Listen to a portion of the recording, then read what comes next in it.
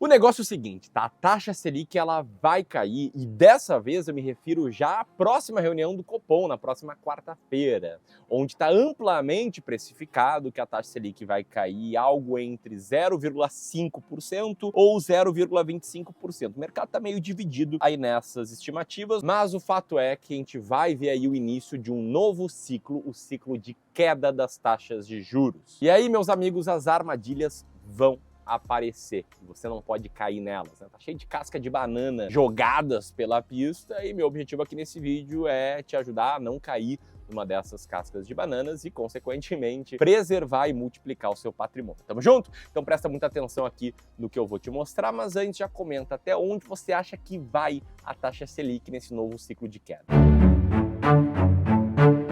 Bom, antes de qualquer coisa, eu quero te contar sobre esse ciclo que está se encerrando, né? O ciclo de alta da taxa Selic, que começou lá em 2021, quando a nossa taxa Selic estava em 2% ao ano. Menor valor aí da série histórica, que começou a subir em março de 21, quando o Copom subiu para 2,75% a taxa básica de juros, já em resposta ao início de uma alta da inflação. E logo naquela reunião do Copom, de 2 anos e meio atrás praticamente, o Banco Central falou o seguinte, ó, apertem os cintos que a gente vai subir bastante a nossa Selic, e de fato foi isso que aconteceu. A cada nova reunião do Copom, a gente via aí uma nova elevação da taxa Selic, até bater o patamar de 13,75% ao ano, e se manteve lá por várias reuniões seguidas do Copom. E com o passar do tempo, foi ficando claro para todos nós, investidores, que ali era o topo do ciclo de alta e que dali em diante a taxa Selic começaria a cair, só que ninguém sabia exatamente quando. Alguns apostavam mais para o final de 2023, outros mais para o início, mas na prática, o que está amplamente especificado é que já na quarta-feira a gente vai ver o início dessa queda de juros. E eu queria te mostrar essa imagem aí que cruza o IPCA, linha cinza, com a meta da taxa Selic, linha laranja, para você ver aí a clara correlação entre esses dois indicadores. E o que está por trás desse gráfico é o fato de que quando a inflação está mais alta, a gente vê o Banco Central aumentando a taxa Selic, justamente porque a taxa Selic é um mecanismo de controle inflacionário. Ela controla a inflação, seja por ser um incentivo a investimento sem risco, qualquer pessoa pode investir no Tesouro Selic, é o ativo menos arriscado da economia, esse dinheiro vai render todo dia um pouquinho, e aí quando a taxa Selic está mais alta, as pessoas são incentivadas a investir no Tesouro Selic da vida, mas ele também controla a inflação, porque o crédito fica mais caro para o consumo, e quanto menos consumo, menos inflação, e também o efeito colateral que a economia acaba sofrendo. Por isso a gente vê a taxa Selic se movimentando em ciclos. Ela sobe em alguns momentos, desce em outros momentos, enfim, a gente está prestes a ver aí uma mudança de ciclo. Até porque a inflação, ela anda dando vários sinais de arrefecimento. Em junho, agora há pouco, saiu o IPCA, que foi negativo, menos 0,08%. Isso já se refletiu nas expectativas do mercado financeiro, que são de um IPCA fechado em 4,9% em 2023. E até a Miriam Leitão está dizendo que a inflação está caindo, então os juros também podem cair. Agora, o grande ponto aqui desse vídeo é que muitos investidores, muitos mesmo, e não por mal, é claro, mas muitas vezes por serem induzidos ao erro, muitas vezes por não terem tanto tempo para se dedicar às suas finanças, acabam cometendo erros muito graves, tanto em ciclos de alta da taxa Selic, quanto em ciclos de baixa. E é sobre esses erros, é sobre essas armadilhas que eu quero falar aqui. Primeiro, construindo aqui a maior cagada aí que eu vejo os investidores cometerem. Você já investe há mais tempo, eu tenho certeza que em algum lugar você ouviu ou leu uma frase que diz mais ou menos assim: o segredo dos investimentos é você conseguir comprar na baixa e vender na alta. Mas se você não ouviu, prazer, acabou de ouvir essa frase aqui de mim. E o ponto é que, de fato, esse é o segredo dos investimentos. Só que, na média, o nosso comportamento, seres humanos, como investidores, nos induz a fazer justamente o contrário. Quer um exemplo? Incentivados por manchetes assim, dizendo da rentabilidade da renda fixa, vários investidores abandonam a bolsa de valores e ativos de risco justamente quando eles estão mais baratos. E todos os especialistas falam para as pessoas terem cautela com a bolsa de valores e curtir muitos bons rendimentos da renda fixa, justamente às vésperas da Bolsa de Valores dar uma porrada. Eu já vou te explicar o porquê disso. Mas o fato é que os caras que leem essas manchetes já perderam aí uma alta de quase 15% na Bolsa nesse ano e mais de 20% nos últimos 12 meses. Nada na renda fixa rendeu tanto assim. E a gente vê direto isso acontecer, né? Os investidores saírem da Bolsa quando ela está mais barata e entrarem depois dela ter subido bastante. Se você cruzar aí o volume de investimentos realizado em fundos de ações, né? Essa coluna aqui, com o desempenho da Bolsa, vai ver claramente que quando a Bolsa está subindo bastante, os investidores colocam dinheiro, que quando a Bolsa está caindo, sobretudo 2, 3 anos seguidos, os investidores começam a tirar dinheiro da Bolsa, e quando ela começa a subir de novo, eles começam a colocar de novo, e aí por diante. E não à toa, uma das armadilhas que vários investidores caíram nos últimos meses, sobretudo aqueles investidores que tinham comprado Bolsa a 130 mil pontos, a 120 mil pontos, a 125 mil pontos, foi sair da Bolsa, um patamar bem menor, e entrar em renda fixa com menos risco, né? Você pode ver aí que a captação líquida de CDBs, por exemplo, ao longo de 2022 foi altíssima, foi mais de 273 bilhões de reais. Agora, o que tende a acontecer com bolsa, com fundos imobiliários, na média com ativos de renda variável quando a taxa Selic cai? A gente fez um estudo aqui no Clube do Valor e cruzou o desempenho tanto da Bolsa de Valores quanto da nossa estratégia de ações baratas em relação ao diferente nível de taxa Selic. E o que a gente viu foi o seguinte, na média, claro, quanto maior o nível da taxa Selic, maior o retorno dos 36 meses futuros da Bolsa de Valores. Isso fica ainda mais claro quando a gente olha para a estratégia das ações mais baratas da Bolsa. Quanto maior o nível da taxa Selic, na média,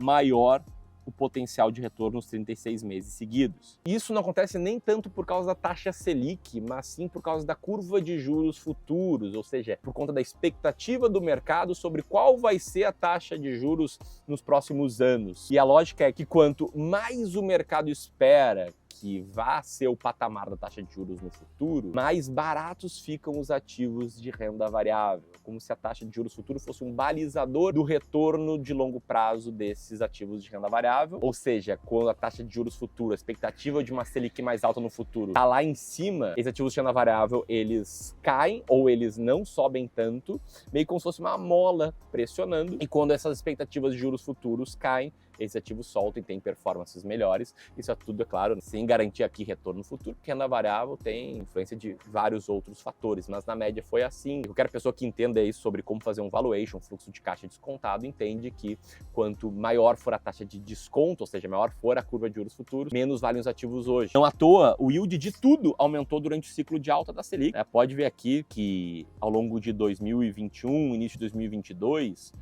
o dividend yield de todos os Tesouro IPCA+, e também do Ibovespa subiram bastante. Significa que esses ativos não tiveram boa performance enquanto a taxa Selic estava subindo, enquanto o mercado ia setando novas expectativas para a curva de juros futuro. E do meu ponto de vista, que é minha opinião, isso explica muito também o fato de que a Bolsa de Valores ficou e ainda está, né, por muito tempo barata, a um índice de preço por lucro ali na faixa de 4 a 5, 6 vezes. Ela está lá desde meados de 2021. Pode ver no gráfico histórico que ela nunca ficou tanto tempo tão barata. Então uma cagada que foi feita por muitas pessoas, infelizmente, foi ter saído da renda variável e ido para a renda fixa. E outra cagada, outra armadilha que está na mesa é fazer o contrário, né? Sair correndo agora da renda fixa e correndo para a renda variável. Na verdade, eu, Ramiro, sou muito cético para toda e qualquer decisão de market time, né, em que um investidor ou assessor que ajuda o investidor faz uma projeção macro para daí mexer em toda a carteira. Eu acredito numa filosofia de investimentos um pouco diferente. O que a gente faz aqui com os nossos clientes de wealth é um pouco diferente. Eu já vou te contar o que é, mas antes, né, se você fez uma dessas cagadas, fica tranquilo que a culpa, ela não é tua. Eu conheço muito bem aí a minha audiência, quem nos acompanha, quem é nosso cliente aqui de wealth, e eu sei muito bem que são pessoas que trabalham muito, se esforçam muito para ganhar dinheiro, poupar dinheiro, ter dinheiro para investir e formar um patrimônio muito grande.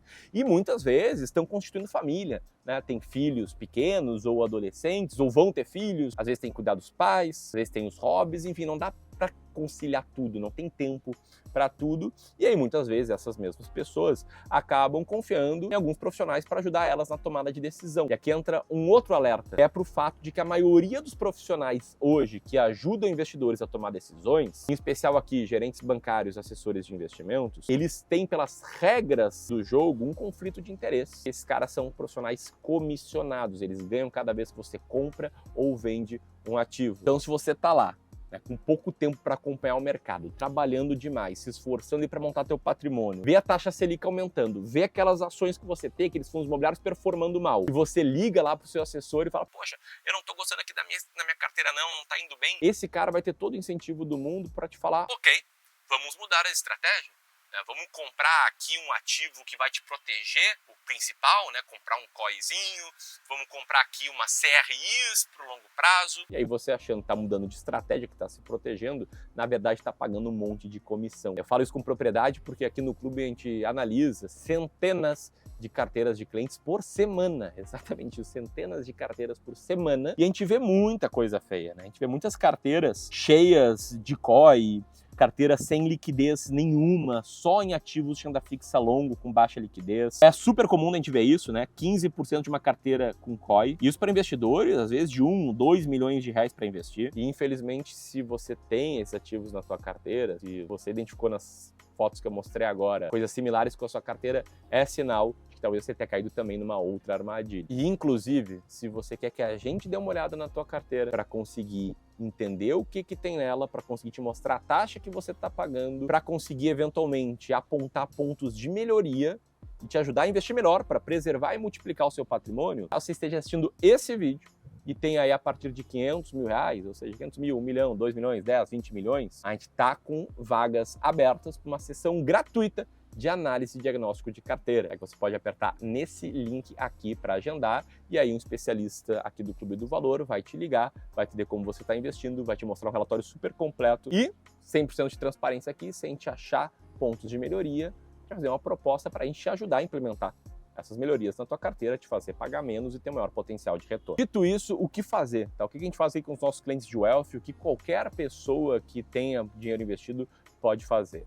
A estratégia que a gente segue aqui é a estratégia de alocação de ativos. Uma estratégia que comprovadamente explica 90% da performance de uma diferente carteira de investimentos e que funciona da seguinte forma. A gente entende que cada pessoa é única, então cada pessoa deve ter sua própria composição ideal da carteira de investimentos. E aí para todo cliente nosso, a gente conhece muito bem essa pessoa, a gente entende a sua experiência com investimentos, a gente entende os seus objetivos de retorno, objetivos de vida, objetivo de liberdade financeira. E depois de conhecer essa pessoa, a gente desenha uma carteira ideal de investimentos, muitas vezes contendo 6 diferentes classes de ativos. Renda fixa, pós-fixada, renda fixa pré-fixada, renda fixa inflação, ações brasileiras, ações norte-americanas, fundos imobiliários. E o grande ponto é que a gente constrói essa carteira pensando em você, não em se a taxa Selic vai cair ou vai subir, não tentando prever o que vai acontecer com o mercado. Digamos que eu entenda que a sua carteira ideal seja essa aqui, tá? 60% de peso em renda variável, 40% de peso em renda fixa. Aí eu fui lá, montei a tua carteira e aí, no curto prazo, ações brasileiras, ações norte-americanas e fundos imobiliários subiram bastante. Até aí, por conta dessa queda na taxa de juros futuros. Nesse caso, sua carteira ficou com 64% de peso em renda variável. O que eu vou te orientar a fazer? Vou te orientar aos próximos aportes você usar para comprar renda fixa. Isso mesmo, dá para comprar renda fixa para balancear a sua carteira e trazê-la de volta para a proporção ideal, os 60-40. Assim você vai estar sempre comprando na baixa e vendendo na alta. E o legal é que se você tem patrimônio maior, a gente pode bater um papo individual sobre isso, né? O primeiro link na descrição. Só que independentemente do teu patrimônio, ou seja, se você tiver menos de 500 mil reais, se tiver 30 mil reais ou 30 milhões de reais, para todo mundo serve isso aqui, você pode aprender o passo a passo da nossa estratégia nesse material aqui que vale ouro, né? Sobre como e onde investir o seu dinheiro. Vou deixar aqui o link para download. E se você quiser seguir aqui no YouTube e é uma pessoa que busca viver de renda lá na frente, eu tenho um conselho muito importante para ti. Vou deixar aqui o link para esse conselho. Grande abraço e até mais!